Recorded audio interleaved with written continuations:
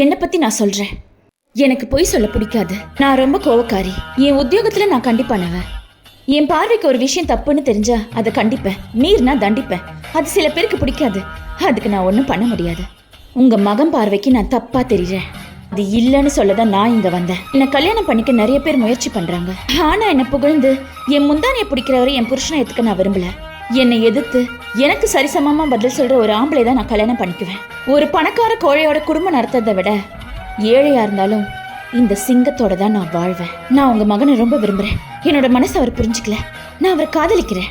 என் எண்ணத்தை அவர் தெரிஞ்சுக்கல. அவரை நான் அடையறதுக்காக நான் எதையும் செய்ய தயாரா இருக்கேன். நீங்க உங்க மகன் மேல எவ்வளவு பாசம் வச்சிருக்கீங்கன்னு உங்களால காட்ட முடியுமா?